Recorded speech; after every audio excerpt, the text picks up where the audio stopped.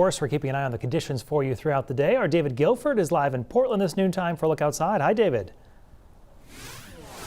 Brian Yacono, we've got to stop meeting like this. It seems like just the other day we were in storm center coverage, and I know we might have another mess coming for the weekend. But for today, as Keith alluded to, your experience today varies greatly depending on which part of the state you're in. Here in Portland on the coast, over my shoulder, we have I-295.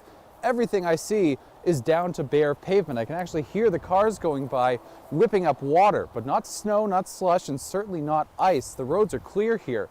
But as Keith said, as you move a little bit inland off of the ocean, those temperatures start to drop just by a few degrees.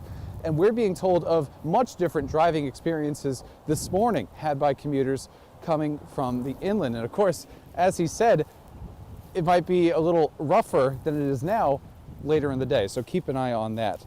Luckily, not too many outages to report, less than a dozen from CMP's coverage area, but we met with John Breed from Central Maine Power earlier this morning to talk about how they handle preparing for back-to-back to potentially another snowstorm.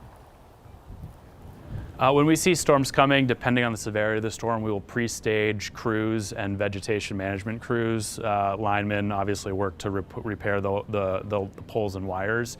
Vegetation management crews help deal with down trees and those types of issues. So luckily, as I said, not too many outages so far to report yet across the state, but if you do experience an outage, you can call. If you have internet access still, you can go onto CMP or Versant's websites to report an outage. CMP also has an app for your phone too, so you can do it there and help these crews coordinate to figure out where the outages are and how they can get out to turn you back on and let you know when that might happen. Brian.